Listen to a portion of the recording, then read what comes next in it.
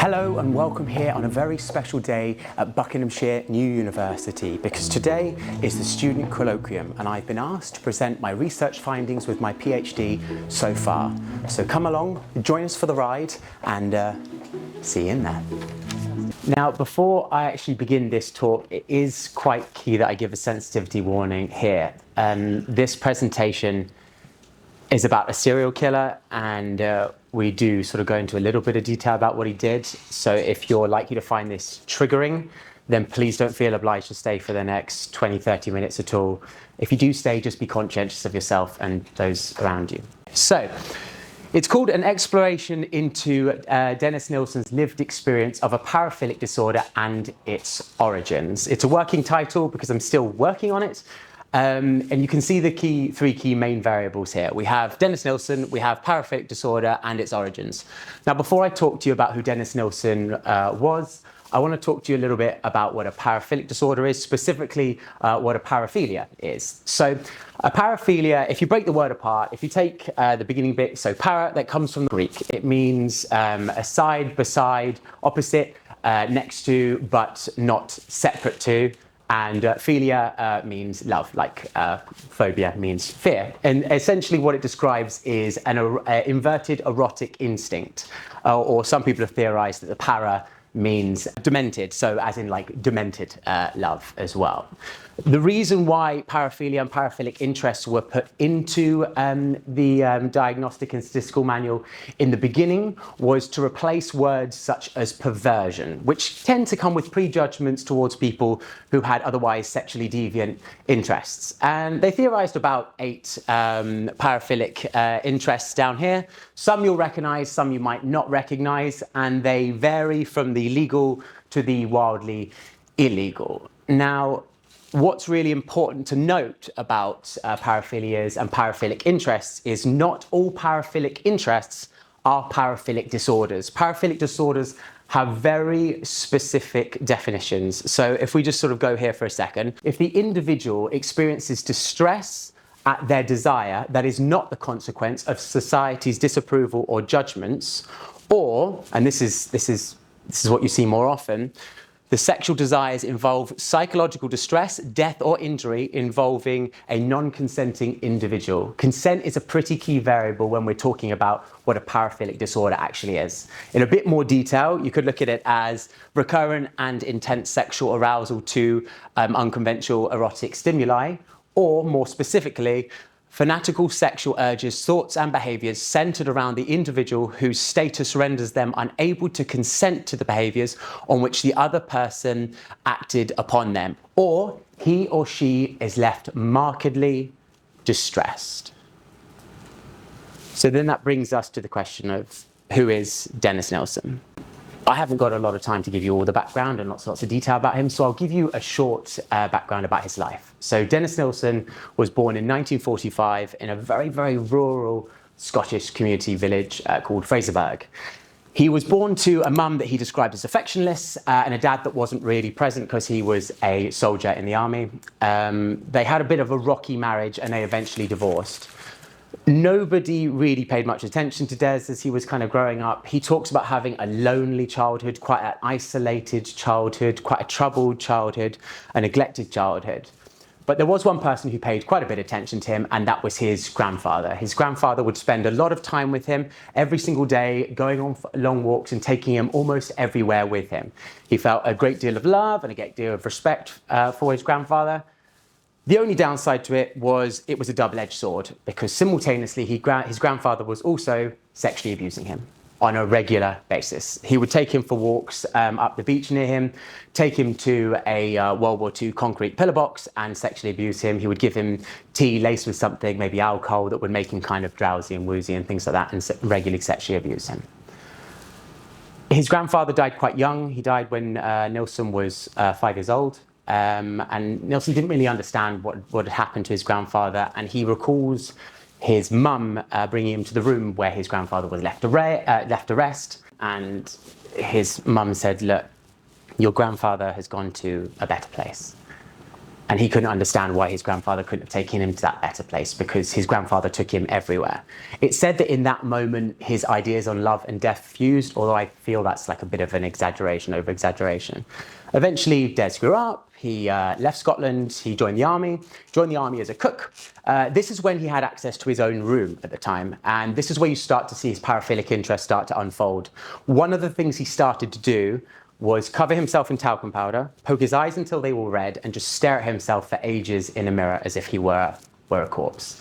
And this sort of evolved from there. Then when eventually he left the army, he moved to London in the early 1970s, and he worked for the Metropolitan Police, but he didn't stay there that long, mainly because he didn't agree with the police brutality, but also at the same time, he also found them to be quite homophobic, and Nilson was a homosexual. Then when he eventually left the police, he joined the civil service, and he worked for the job centre. And he was supposedly okay at that job, but he was a bit more of a unionist man. He was more interested in fighting for the little guy, and he sort of built his way up in the company through that. And it was roughly about 1973 that he started to explore his sexuality a little bit more in London, frequent London's gay bars, London's gay districts, meeting up with different men, having one-night stands, things like that. But he realized that this wasn't the type of relationship he wanted. What he wanted was something more long-term, more substantial. And he eventually found it. He found a partner, and they moved in together. They got a little dog together, and they had a relatively nice life for a bit. And then it was quite rocky. Des has this ability to trust people a bit too much. And so his relationship was met with a lot of infidelity. He was cheated on a lot. On numerous occasions, a couple of one-night stands even robbed him when he'd left him in his house.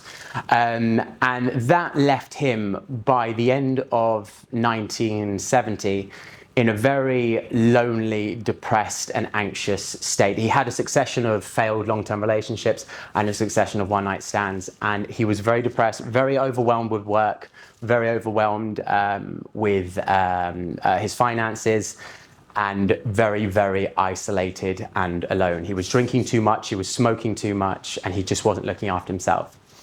And it's about this time that he meets somebody called Stephen Holmes. And I'm going to read to you now an excerpt from Nilson's autobiography about this encounter with Stephen.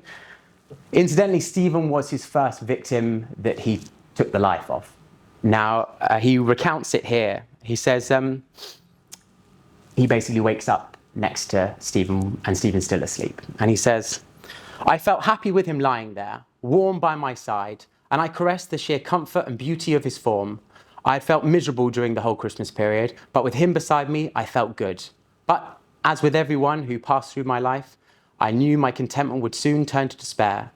My mind was seized with the panic that he would soon wake up and suddenly depart, after which I would be plunged back into a despairing loneliness of bleak, cold life. I was becoming desperate with the total futility of my life and wanted him to stay with me.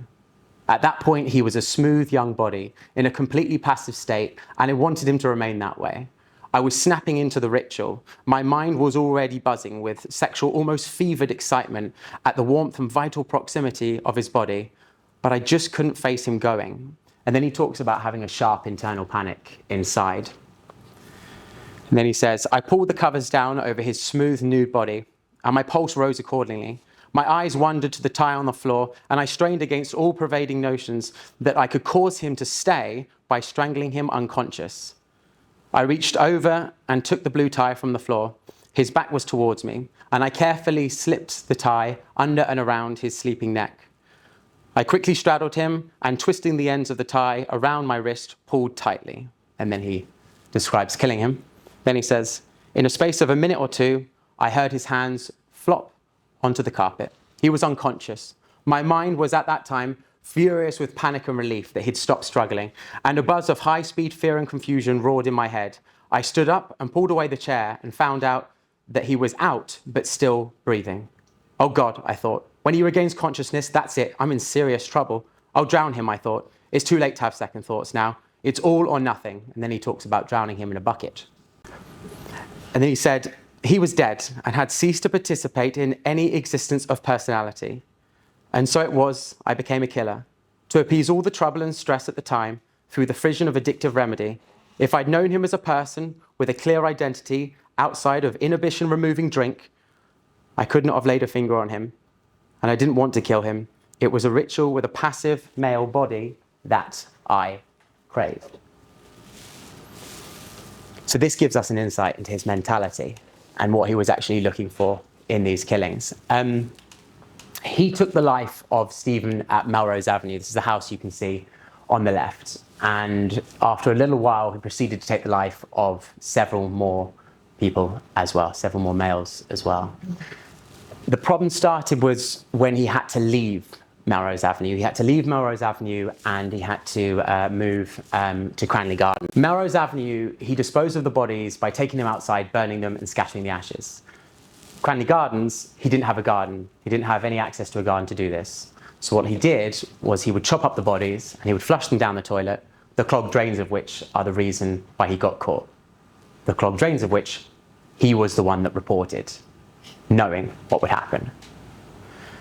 So that sort of has some questions in our mind. Why does someone behave like this? You know, this is not the normal way to behave. It's hard to fathom why someone would do something like this and repeatedly as well in a pattern. So that's my job, is to look into this. So I'm applying a mixed qualitative methodology, so like a dual qualitative methodology. So I'm starting off with a thematic analysis. Those of you who might not be familiar with thematic analysis, I'll quickly run through what it is, okay? So first off, what you want to do is familiarize yourself with the data. Now, the data I've got is diaries, journals, voice recordings, poems that Nilson wrote in his 40 years in prison. He passed away in 2018. In his 40 years in prison, previously unseen by the whole entire world. No one has ever read these before, no one has ever seen these before. This will be the first time someone's actually looked into these diaries. And then what you do is you go through them and you look for things called narrative blocks. So they're relevant narrative blocks, relevant blocks of text that link to the research thesis. So for example, this would be things to do with paraphilia, paraphilic disorders, paraphilic interests and things like that. And then you annotate accordingly to that. And that's sort of what we call like a first level coding. Then you have like a second level coding. You start to notice themes and patterns and you see all those kind of come together and you sort of bring those patterns together by highlighting them, and you have themes and then you have subsequent sub-themes as well. And then you place them together and that helps you form a stronger narrative moving forward with the overarching themes that come up. One of the main themes that have come up recently when I've been looking into this, and this is a subject to change, is coping mechanisms. So if you can see coping mechanisms in the middle there, and then you have straight down the center, you have paraphilic fantasizing. So these are all the sub-themes. Paraphilic fantasizing, paraphilic role play alone, paraphilic role play on others, and then potentially killing somebody. You'll notice at the bottom that it says drinking. Drinking there and drinking there. Drinking is a very, very key variable in what Nilsen did. Nilsen didn't do any of what he did sober. He didn't even dispose of the bodies sober. He did everything under the influence of alcohol. And you can see, if you look to the left here, how the coping mechanism kind of worked. It would be going to bars, seeking company, bringing people home, drinking, paraphilic role play on others, potentially killing somebody. And the reason why I wrote potentially killing somebody is because, little known fact, more people survived Nilsen than died. Either they escaped, went to the police and they were completely ignored, or they woke up in the morning none the wiser and went on their way. That happened with a lot of people. Nilsen himself said that if he had access to a knockout drug, there are chances are that nobody would have died at all, because it wasn't the body that he was after, a dead body. It was a passive male body that he was looking for. So then you can see here some more of the themes, and you can see here early life being one of the key themes, coping mechanisms and the 12 murders.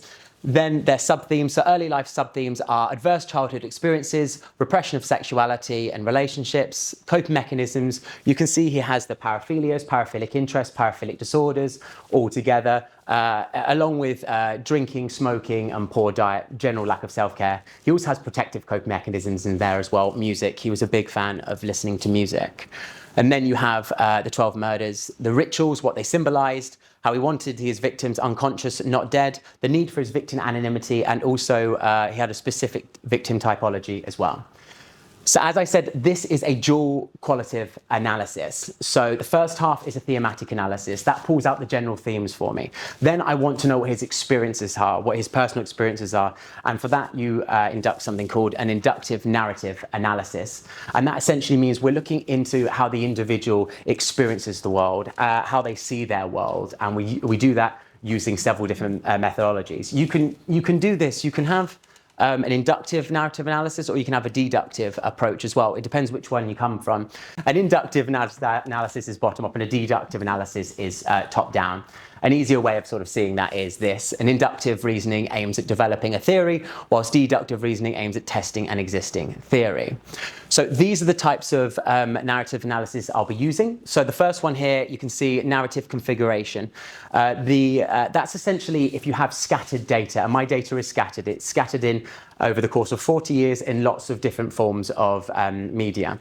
And so what I want to do is kind of bring it all together, and you want to try and find a coherent plot. Then you have the holistic content approach, and that basically is in reference to the fact that we are looking at the individual and the individual's experience. We're not making broad generalizations. Essentially, that's what the thematic analysis to do. It'll pull out the general themes. Here, we want to know what their individual experience is of the world. And you do that by assessing things like narrative form and emotional tonality as well. Then you have Frank's typology of illness. Now, the reason why I included Frank's typology of illness is because basically Frank suggested that people with an illness often identify with it in several different ways, whether that be restitution, quest, or chaos.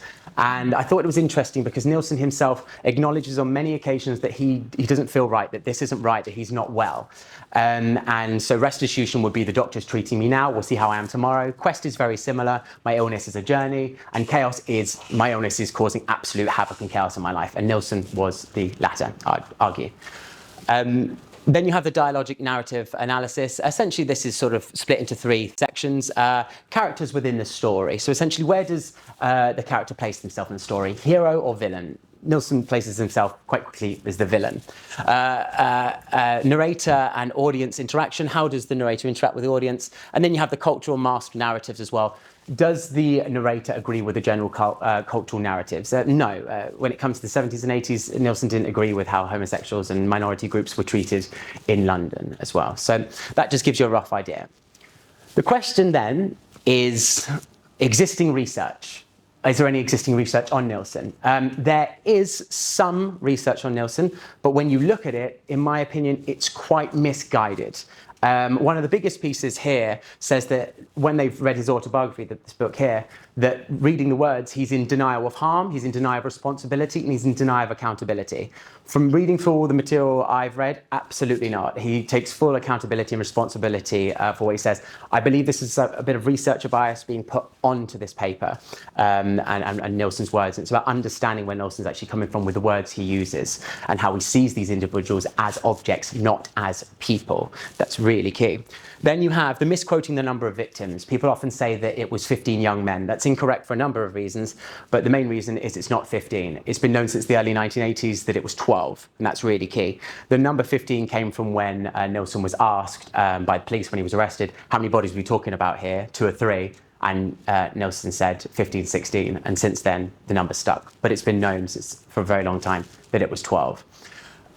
A lot of people say as well that a lot of studies say that he murdered 15 gay men. Again, not 15, and they weren't all gay. That's not true at all. In fact, Nilson himself says, I actually don't know the sexuality of a lot of them. I never thought to ask.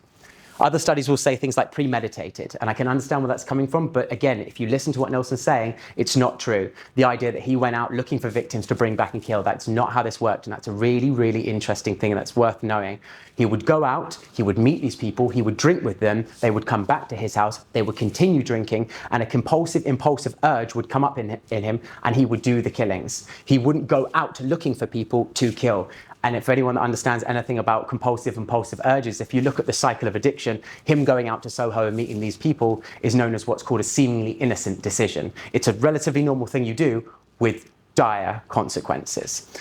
Wrongly diagnose him as a necrophiliac. Now, I see where people are coming from this because they are dead bodies and he's being sexually inappropriate with the dead bodies. I see where they're coming from with that. But if you read what Nilson talks about, it's not about them being dead that he wants. What he wants is a passive male body. That's what he wants. And when he talks about the ideas of killing them or disposing of the bodies, he talks and says those are not things he was into at all. He didn't want to do those things. Those are not things that he wanted to do. In fact, as I mentioned, he said if he had access to a knockout drug, nobody probably would have died at all. And then I just included at the bottom here a study on loneliness and violent behaviour, and just how loneliness and isolation can result in violent behaviour either towards the individual or other people as well. So that gives you a bit of background, and the references for those are there. So I'm happy to take any questions and things like that, but before I do that, I just want to say that my job is as a psychotherapist. So I believe that in order to prevent something, in order to work with something, in order to cure something, the utility is first in understanding it, not dismissing it and not judging it. Because words like disgusting and evil, they just shut down the narrative. And the same thing will happen again tomorrow and tomorrow and tomorrow. So I believe that if we can attempt to understand something, or at least comprehend it, that's a step towards a solution. So I'll leave on that note there. Thanks very much for your time and your patience on the subject. And I'm happy to answer any of your questions. Thank you.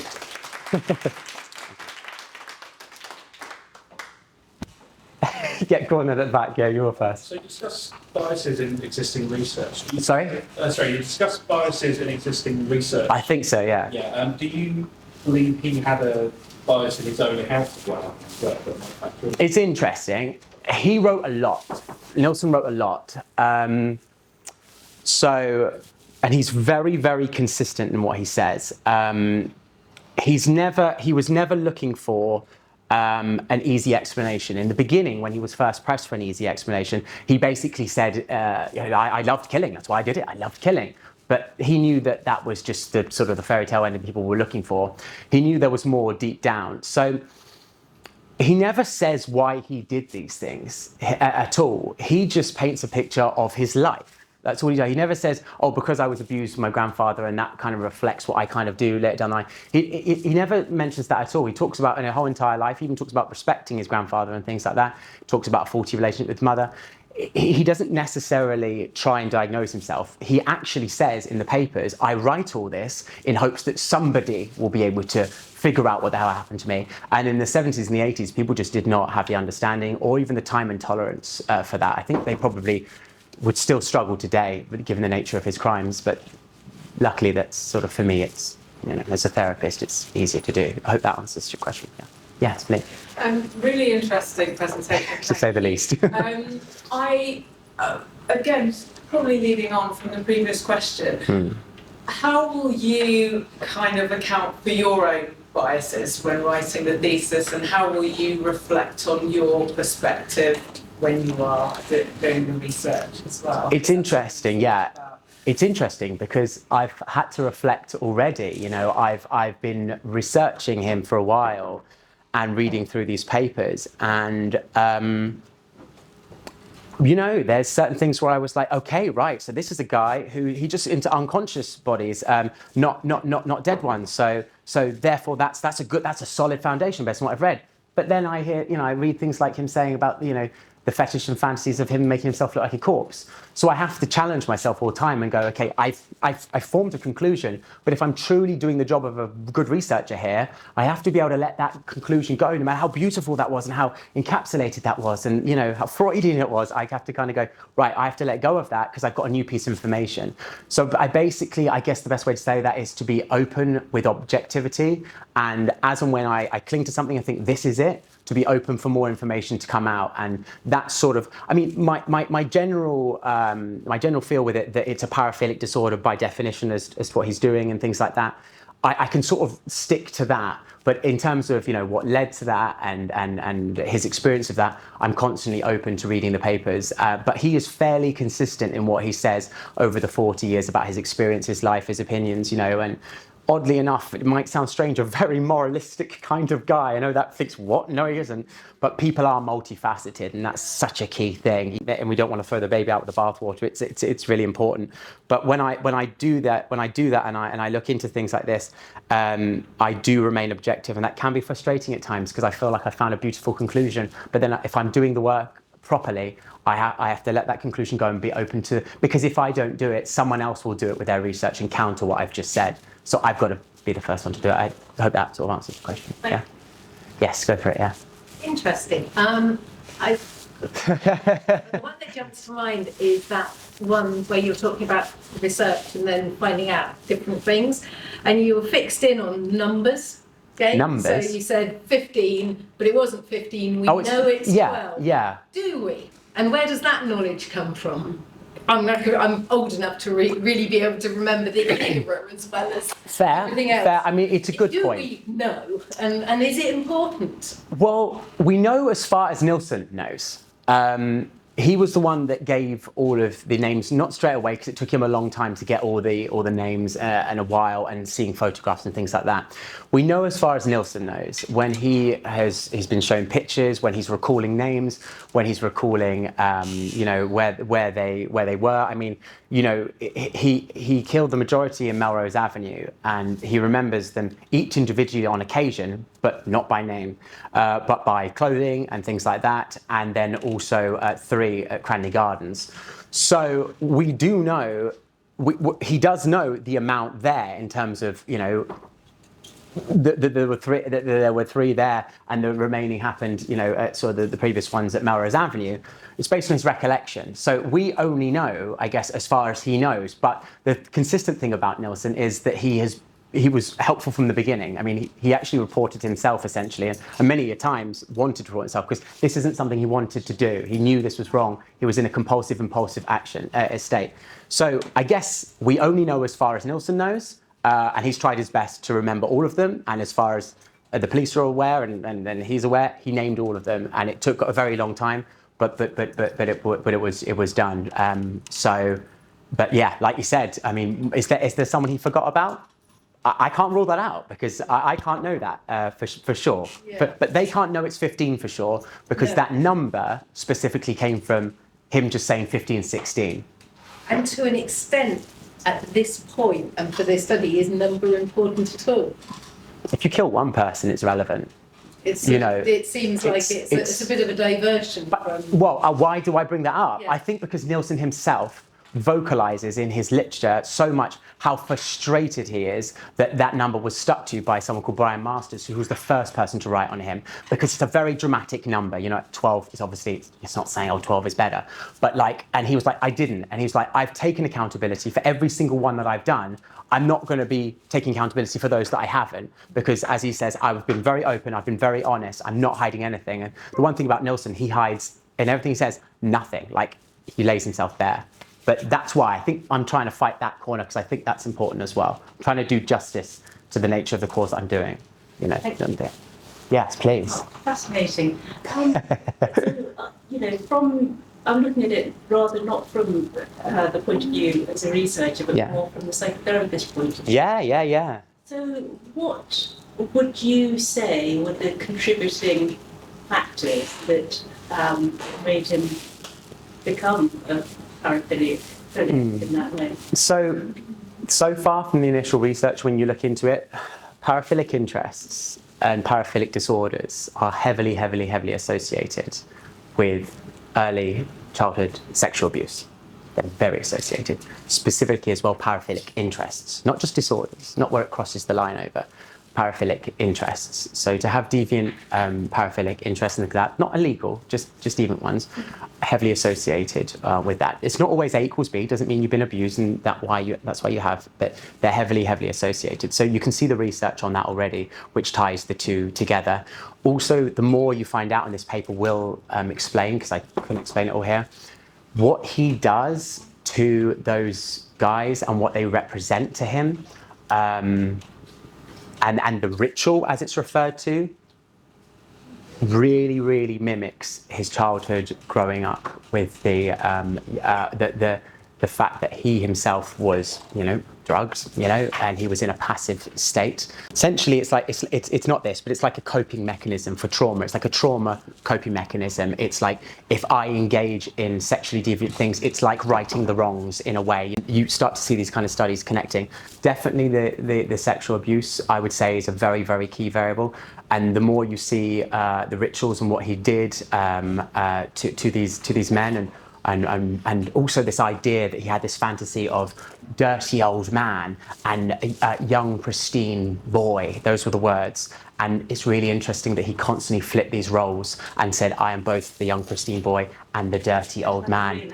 Oh, it's phenomenal. The Raft of Medusa, if you ever get a chance to look at it, is a picture that he saw that he says really got him going on. The bottom left, there's an old bearded man on this raft, and he's holding this boy who's sort of naked, maybe he's 20s and something. He's naked and he's muscly and he's clearly drowned. And that's something that he described got him going. And that's what I'm talking about here. It's the passivity of the male form, specifically more boyish. He even talks about shaving off the hair. That's part of the rituals that he did. He shaved off their bodily hair to make them boyish. There's so much to be said on this, and I think from a psychotherapeutic perspective, I could go on for hours, and I would love to. It's like a passion of mine as a therapist, and I definitely will be in the future. I'll be definitely making more videos and things like that on it. So, Fascinating. yeah, but there will be more to say on that. Yeah, for sure. Thank you so much. Yeah, thank you.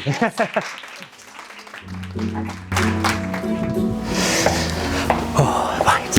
I think that went well. I hope you enjoyed that. I hope you actually learned something from that. Keep an eye on the journey because there's going to be plenty more to learn as we go. So, but for now, I'll say goodbye, take care, and look after yourselves. See you for now. Bye.